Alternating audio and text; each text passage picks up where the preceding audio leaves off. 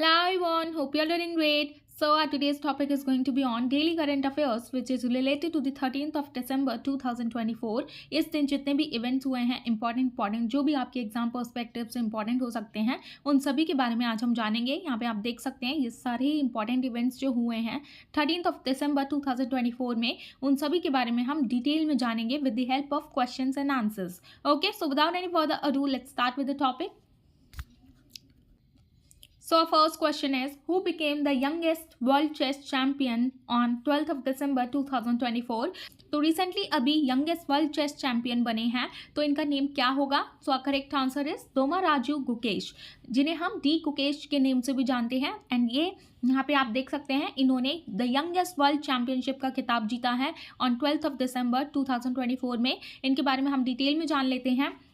ये जो Indian grand master हैं डी गुकेश, इन्होंने हिस्ट्री रच दी है ऑन 12th of December 2024 को by becoming the youngest world chess champion at the age of 18। तो इनकी जो एज है वो सिर्फ 18 साल है एंड 18 साल में इन्होंने इतनी बड़ी उपलब्धि हासिल की है। ठीक है, तो इनके बारे में आप याद रखिएगा। एंड इनसे पहले किन्होंने यंगेस्ट वर्ल्ड चेस चैंपियन का खिताब जीता था? तो रशियन के legend Garry Kasparov was the youngest to become the world champion at the age of 22 in 1985। तो यहाँ आप देख सकते हैं ये है गैरी कैस्पारोव। इनसे पहले इन्होंने ये चैंपियनशिप जीता था। Okay, so just remember his name. Next हम जान लेते हैं about the world chess championship 2024 जो अभी रिसेंटली हुई है। तो ये जो है ये इसका वेन्यू कहाँ था? ये हुई है रिसेंटली सिंगापुर फ्रॉम नवंबर 25 से लेके दिसंबर 12 2024 तक।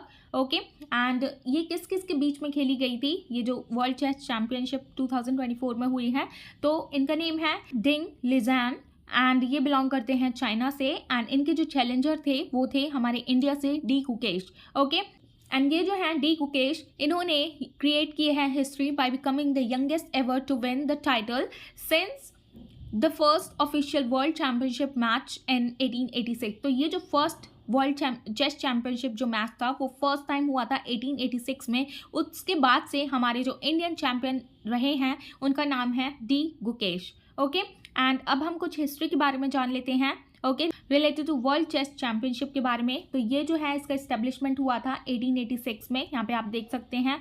एंड ये जो कॉन्टेस्ट फर्स्ट टाइम हुआ था किन किन के बीच हुआ था? तो यहाँ पे आप इनके नेम देख सकते हैं। इन दोनों के बीच में ही विलहेल्म एंड जोहानस के बीच में ये चैंपियनशिप फर्स्ट टाइम हुआ था। ओके, एंड जिसमें से कि ये विलहेल्म जीते थे first official world chess championship जो कंडक्ट कराई गई थी। ओके, तो ये जो फर्स्ट वर्ल्ड चेस चैंपियनशिप थी जो कि हुई थी 1886 में, तो इनके विनर रहे थे विलहेल्म, यहाँ पे आप देख सकते हैं। ओके, ये विनर रहे थे। एंड ये जो वर्ल्ड चेस चैंपियनशिप है इसको कौन ऑर्गेनाइज कराता है? ये ऑर्गेनाइज कराई जाती है फाइट के द्वारा, विच simply stand for federation international D x which assume responsibility in 1948। And अगर हम फाइट के बारे में बात करें, इसको फाउंड किया गया था पेरिस में। ओके, ऑन जुलाई 28 1924 में। एंड ये जो है ये ऑर्गेनाइज कराता है chess championships at the global and continental levels. Okay, तो ये चीज़ आप याद रखिएगा। And Indian winner so far in the world chess championship 2024।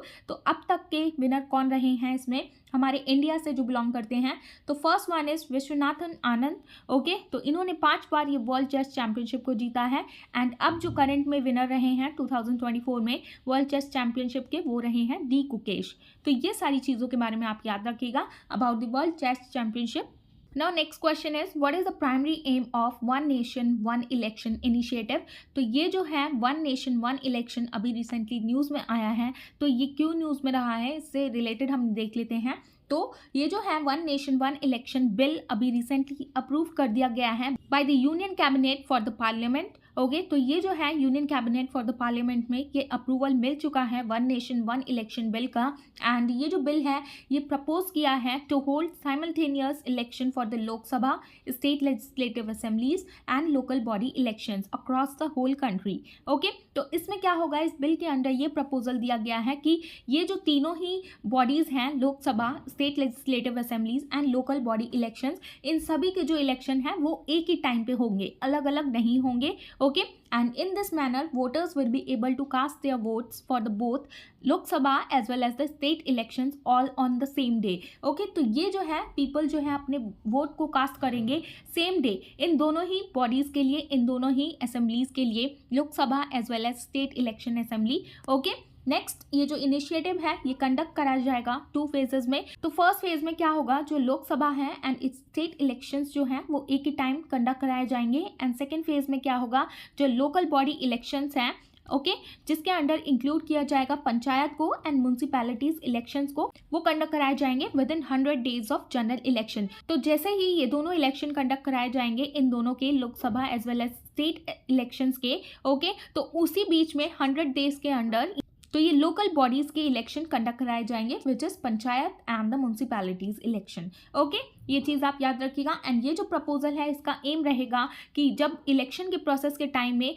Cost cutting की जाए, बेटर गवर्नेंस हो bye eliminating election related disruption. Okay, तो मेनली इसका मोटो रहेगा कि कॉस्ट कटिंग रहे, ज़्यादा एक्सपेंसेस ना क्रिएट की जाए, एक ही बार में सारी चीज़ें हो जाएं। ओके, तो ये जो बिल है इसको एनालाइज किया जाएगा बाय हाई लेवल कमेटी के द्वारा, जिसको चेयर किया जाएगा प्रेसिडेंट रामनाथ कोविंद जी के द्वारा। ओके, ये चीज़ आप याद रखिएगा। एंड ये जो साइमल्टेनियस इलेक्शन है, ये जो नॉर्म है इन इंडिया अंटिल 1967 से पहले ही चलता आ रहा है। मतलब 1967 से पहले हमारे जो इंडिया में इलेक्शन होते थे वो साइमल्टेनियस इलेक्शन ही होते थे, मतलब एक दिन में सारे इलेक्शन हो जाते थे। बट आफ्टर 1967 के बाद से ये चीज़ नहीं होती थी। ओके, इसीलिए अब के टाइम में ये 1 नेशन 1 इलेक्शन प्रपोजल लाया गया है, बिल को लाया गया है, जो कि वापस लाएगा इस प्रैक्टिस को जो कि चलती आ रही थी 1967 से पहले। एंड ये रिड्यूस करेगा इलेक्शन से रिलेटेड जितने भी एक्सपेंसेस होंगे उनको कम करेगा, इंप्रूव करेगा एडमिनिस्ट्रेटिव एफिशिएंसी को एंड मिनिमाइज करेगा the frequency of the election related disruption. Okay, तो ये सारी चीज़ें आप याद रखिएगा। इसका इनिशिएटिव का ये मेन मोटो था 1 नेशन 1 इलेक्शन का। नाउ नेक्स्ट हम जान लेते हैं 1 नेशन 1 इलेक्शन से रिलेटेड कुछ क्वेश्चंस के बारे में जो कि आपके एग्जाम्स में भी पूछे जा सकते हैं। So first question is what is 1 nation and 1 election. तो जैसे कि आपने देखा ये एक पॉलिसी प्रपोजल है जिसमें कि कंडक्ट कराए जाएंगे इलेक्शंस को for the Lok Sabha and all state assemblies included होंगी, बट ये एक ही दिन में कंडक्ट कराए जाएंगे इलेक्शन को। ओके, तो इसका ही मतलब है 1 nation 1 election. Now next question is why are simultaneous elections in India considered beneficial? तो हमारे इंडिया में इस simultaneous election को क्यों बोला जा रहा है कि ये beneficial होंगे? क्योंकि ये रिड्यूस करेगा कॉस्ट को, टाइम को, डिस्ट्रप्शन को जो कि कॉस्ट की जाती है बाय फ्रीक्वेंट इलेक्शन के द्वारा। ओके, वाइल इंश्योर करेगा एडमिनिस्ट्रेटिव एफिशिएंसी को। ओके, और next question is what constitutional amendments are needed for 1 nation and 1 election in India. तो इलेक्शन से रिलेटेड हमारे कॉन्स्टिट्यूशन में कुछ आर्टिकल्स हैं जिसमें कि अमेंडमेंट किए जाएंगे after this implementation of 1 nation 1 election. तो these articles are article 83, 85, 172 and 174। तो ये इलेक्शन से रिलेटेड कुछ अमेंडमेंट्स की रिक्वायरमेंट रहेगी इन आर्टिकल्स में to synchronise the term of Lok Sabha and state assemblies. Okay, our next question is are there any challenges to implementing 1 nation and 1 election in India। तो ये पूछ रहा है कि 1 नेशन 1 इलेक्शन हमारे इंडिया में जब ये इम्प्लीमेंट किया जाएगा तो इसमें कुछ चैलेंजेस भी फेस करने पड़ेंगे। तो our answer would be yes. Challenges include like logistical complexity, constitutional hurdles and potential marginalizations of regional issues। तो इसमें जब amendments करने की बारी आएगी तो उसमें कुछ challenges face करने पड़ सकते हैं। Okay, so our answer would be yes. Now our next question is how have other countries implemented 1 nation 1 election। तो other countries ने कैसे इसको implement किया है 1 nation 1 election को। तो कंट्रीज जैसे कि साउथ अफ्रीका ने कंडक्ट किए हैं साइमल्टेनियस इलेक्शन को for national for provincial legislatures to streamline governance. Okay, तो ये आप सारी चीज़ें याद रखिएगा रिलेटेड टू 1 नेशन 1 इलेक्शन से। Now next question is Yuva Sahakar scheme has been implemented by which organisation. तो रिसेंटली अभी ये युवा सहकार योजना इम्प्लीमेंट की गई है, तो ये किस ऑर्गेनाइजेशन के द्वारा की गई है। So correct answer is national cooperative development corporation which is abbreviated as NCDC। Okay, इसके बारे में हम देख लेते हैं। ये जो युवा सहकार स्कीम है इसको रिसेंटली डिस्कस किया गया था लोकसभा में by the minister of corporation के द्वारा। तो हमारे जो मिनिस्टर ऑफ कॉर्पोरेशन है उनका नेम है निर्मला सीतारमण जी। ओके, तो इन्हीं के द्वारा इस इनिशिएटिव को लॉन्च किया गया है एंड ये जो युवा सहकार स्कीम है इसका एम रहेगा कि ये सपोर्ट करेगा इनोवेटिव कोऑपरेटिव सोसाइटीज़ को, particularly those form by the young entrepreneurs. तो मेनली जो जितने भी यंग एंटरप्रेन्योर्स हैं उनको ये स्कीम सपोर्ट प्रोवाइड करेगी, Yuva Sahakar scheme. Okay, and इनके अंडर इनको लोन दिया जाएगा and this loan can be combined with other government subsidies as well. Okay, ये जो एनसीडीसी है यहाँ पे आप देख सकते हैं यही इम्प्लीमेंट करेगी इस स्कीम को nation wide with a dedicated fund linked to rupees 1000 crores for cooperative startups and innovations। okay, जो भी कोऑपरेटिव जो भी इसके अंडर स्टार्टअप स्टार्ट करना चाहते हैं या इनोवेशन कोई अपनी दिखाना चाहते हैं तो ये इस ऑर्गेनाइजेशन के द्वारा ये यंग स्टार्टअप, ये जो यंग एंटरप्रेन्योर्स हैं वो दिखा सकते हैं सो दैट उनको फंड्स प्रोवाइड किया जा सके उनकी और ये चीज़ को बढ़ाने के लिए। ओके, एंड ये जो स्कीम है ये ऑफर करेगी एडिशनल इंसेंटिव्स भी for cooperatives in the north east and aspirational districts as well. Okay, and ये बेनिफिट करेगी हमारी वुमेन्स के लिए भी एंड जो जितने भी SC/ST कैंडिडेट्स हैं जो इनसे रिलेटेड हैं कोऑपरेटिव सोसाइटीज़ से, तो उनमें भी ये मदद प्रोवाइड करेगी उन लोगों को भी। ओके, एंड ये जो स्कीम है ये पार्ट है Sahakar 22 mission to double farmers income by 2022। Okay, ये आप याद रखिएगा। एंड ये जो युवा सहकार स्कीम है इसके बारे में हम पूरी डिटेल में जान लेते हैं। ओके, इसका ओवरव्यू देख लेते हैं पहले। तो रिसेंटली हमारे जो मिनिस्टर ऑफ कॉर्पोरेशन है वो इज निर्मला सीतारमन, इन्होंने ही इन्फॉर्म किया था लोकसभा को युवा सहकार स्कीम के बारे में। एंड अगर हम बात करें इस स्कीम के बारे में, ये जो स्कीम है ये cooperative enterprise support and innovation scheme है जिसका एम रहेगा to encourage newly form cooperative societies with new और इनोवेटिव आइडियाज। तो ये जो कोऑपरेटिव सोसाइटीज़ वो सोसाइटीज़ होती हैं जो बेनिफिट पहुंचाती हैं पुअर इंडिविजुअल्स को एंड वीकर सेक्शन इंडिविजुअल्स को with in the society. Okay, and ये जो स्कीम है ये इंकरेज करेगी यंग एंटरप्रेन्योर्स को which are in operation for a minimum 3 months, जो कि अपना जिन्होंने स्टार्टअप खोल रखा है 3 मंथ से ज़्यादा का, तो उन एंटरप्रेन्योर्स को इसमें बेनिफिट पहुंचाया जाएगा। ओके, एंड इनके अंडर इनको लोन प्रोवाइड किया जाएगा under this in scheme is a long term loan up to the 5 years। Okay, तो ये 5 साल का लोन प्रोवाइड किया जाएगा विद इंसेंटिव्स के साथ साथ ये लोन प्रोवाइड किया जाएगा। एंड ये जो NCDC है ये प्रोवाइड करेगी 2% interest subvention okay on it's applicable rate of interest on term loan for the project activities, जिसपे कि 2% का इंटरेस्ट भी प्रोवाइड किया जाएगा इन लोगों को जो यंग एंटरप्रेन्योर्स हैं। ओके, अब इससे रिलेटेड हम एक क्वेश्चन के बारे में जान लेते हैं। What is the national cooperative development corporation? तो ये NCDC आखिर है क्या? तो ये जो है ये स्टेब्लिश हुई थी एक एक्ट के द्वारा, एक्ट ऑफ पार्लियामेंट इन 1963, जो कि एक स्टैट्यूटरी कॉर्पोरेशन है एंड ये वर्क करती है under the ministry of corporation. Okay, and who is the minister of corporation? तो वो रहेंगी हमारी निर्मला सीतारमन जी। ओके, एंड ये जो NCDC है ये मेनली इनका ऑब्जेक्टिव होता है कि प्लान करती हैं एंड प्रमोट करती हैं उन प्रोग्राम्स को जो कि प्रोडक्शन करते हैं, प्रोसेसिंग करते हैं, मार्केटिंग करते हैं, स्टोरेज से रिलेटेड होते हैं, एक्सपोर्ट्स एंड इंपोर्ट्स होते हैं related to agriculture produce and the livestock. Okay, तो ये आप याद रखिएगा। एंड इसमें कौन कौन सी कमोडिटीज़ इंक्लूड होती हैं? These are fertilisers, insecticides, agriculture machinery, soap, kerosene oil, textile, rubber etcetera, जो भी इन चीज़ों की सप्लाई करता है एंड ये कंज्यूमर गुड्स को प्रोवाइड करता है, इस स्कीम के अंडर उनको लाया जाएगा यंग एंटरप्रेन्योर्स को एंड उनको लोन के द्वारा ये हेल्प पहुंचाई जाएगी, उनको बेनिफिट पहुंचाया जाएगा अंडर दिस युवा सहकार स्कीम। तो ये चीज़ आप याद रखिएगा। Okay, now next question is Guruvayur temple which was seen in the news is located in which state? तो रिसेंटली अभी ये जो टेम्पल है विच इज़ गुरुवायूर टेम्पल, तो ये लोकेटेड है केरला स्टेट में। तो रिसेंटली अभी ये न्यूज़ में इसलिए रहा है बिकॉज ऑफ उदय अष्टमना पूजा।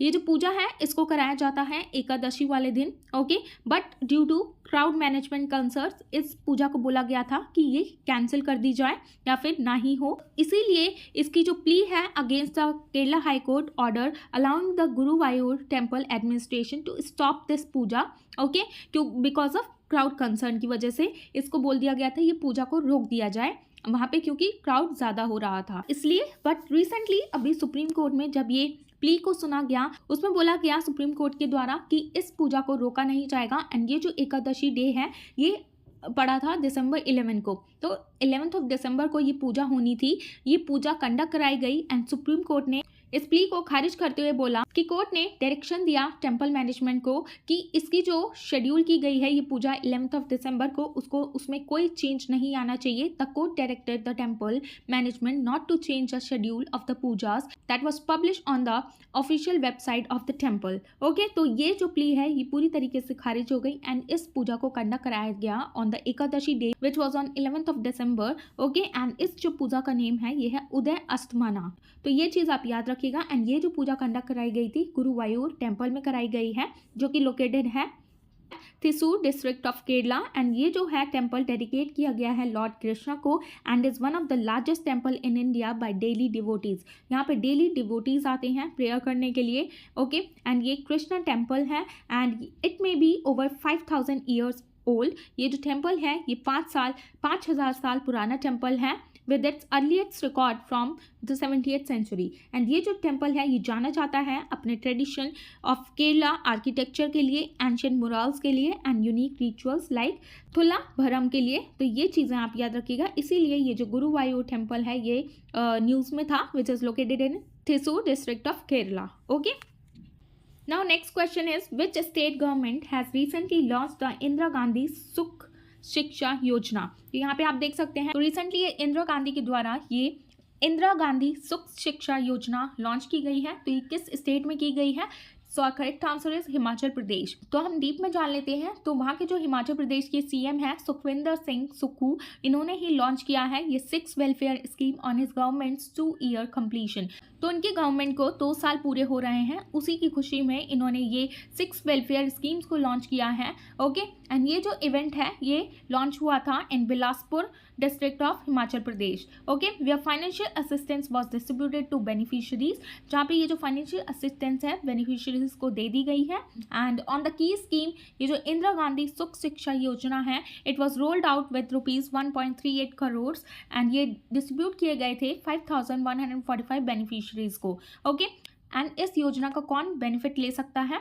तो एलिजिबल कौन होंगे? Eligible children under 18। जो जितने भी चिल्ड्रन हैं अंडर 18 हैं उनको ये बेनिफिट पहुंचाएगी इंदिरा गांधी सुख शिक्षा योजना।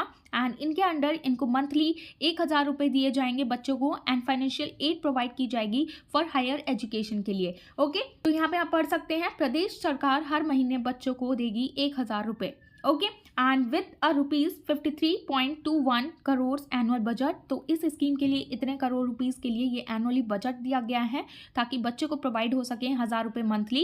एंड ये जो स्कीम है इसका एम रहेगा ताकि बच्चों को बचाया जा सके from child exploitation and support करेगा ये वल्नरेबल फैमिलीज को। ओके, तो ये चीज़ आप याद रखिएगा। इसको इंट्रोड्यूस किया गया है Bilaspur district of Himachal Pradesh. Okay, so just remember all these point. Now next question is which ministry organized the India Maritime Heritage Conclave 2024? Okay, तो रिसेंटली अभी इंडिया में मैरीटाइम हेरिटेज कॉन्क्लेव को ऑर्गेनाइज कराया गया था। तो ये किस मिनिस्ट्री के अंडर ऑर्गेनाइज किया गया है इसको? सो correct answer would B ministry of ports shipping and waterways. Okay, तो यहाँ पे हम डिटेल में देख लेते हैं। तो ये जो हेरिटेज कॉन्क्लेव है ये रिसेंटली हुआ है दिसंबर 11 to 12, 2024 at Yashobhoomi convention centre new Delhi. Okay, तो ये न्यू दिल्ली में हुआ है and it was organised by the ministry of port shipping and waterways. And ये जो मिनिस्टर्स हैं इसमें कौन कौन मिनिस्टर इंक्लूड हुए हैं, कहाँ कहाँ से? From Goa, Arunachal Pradesh, Bihar and Uttar Pradesh participated in this event. Okay, and जो इवेंट है ये प्रमोट करता है सस्टेनेबल प्रैक्टिसेस को अलाइन विद इंडियाज विश्व गुरु vision and address maritime biodiversity and ocean health. तो ये बेसिकली हमारे जो मैरीटाइम बायोडाइवर्सिटी को बचाएगा उसके अंडर सस्टेनेबिलिटी प्रोवाइड करेगा, ओशियन जितने भी हेल्थ कंसर्न है उनको रिलीफ पहुंचाएगा, सारी चीज़ें इसके अंडर डिस्कस की जाएगी। ओके, विद इंडियाज विश्व गुरु विजन के साथ साथ। ओके, तो ये चीज़ें आप याद रखिएगा। तो यहाँ पे आप देख सकते हैं ये 11 to 12 दिसंबर कंडक्ट कराया गया था यशोभूमि द्वारका में new Delhi. Okay, Now next question is who has been awarded the 34th Vyas सम्मान in 2024? तो रिसेंटली अभी जो 34th नंबर का व्यास सम्मान अवार्ड है 2024 में दिया गया है सूर्य बालाजी को। ओके, यहाँ पे आप देख सकते हैं। तो ये नोटेड हिंदी राइटर हैं Surya Balaji has been awarded the 34th Vyas Samman award. उनकी नॉवल के लिए दिया गया है। तो इनकी नॉवल का नेम ये है कौन देश को वासी वेनु की डायरी। ओके, तो ये आप याद रखिएगा। एंड यहाँ पे हम कुछ डिटेल में बात कर लेते हैं रिलेटेड टू व्यास सम्मान। तो ये जो व्यास सम्मान है ये एक लिटरेरी अवार्ड है इंडिया का, एंड ये फर्स्ट अवार्ड दिया गया था 1991 में। तो ये चीज़ आप याद रखिएगा, 1991 में फर्स्ट अवार्ड दिया गया था। एंड ये जो अवार्ड है ये एनुअली दिया जाता है बाय दी के बिरला फाउंडेशन के द्वारा, एंड इसके अंडर जो कैश प्राइज होता है वो होता है 4 लाख रुपीज़ का। ओके, तो ये आप याद रखिएगा। एंड ये जो व्यास सम्मान अवार्ड है 1991 में जो फर्स्ट टाइम कंडक्ट कराया गया था, तो उनके जो विनर रहे थे उनका नेम है रामविलास शर्मा। ओके, रामविलास शर्मा जी को ये अवार्ड दिया गया था for his literary work Bharat के प्राचीन भाषा, परिवार और हिंदी के लिए। ओके, तो ये चीज़ आप सारी याद रखिएगा related to Vyas Samman award. So this is the end of the topic, and I hope you found this video informative. And if you found this video informative, please give it a thumbs up. And for more informative videos, please like, share, and subscribe to my channel, which is Shivi Study Education. And thanks for watching. Bye bye. Take care. I'll see you in the next one.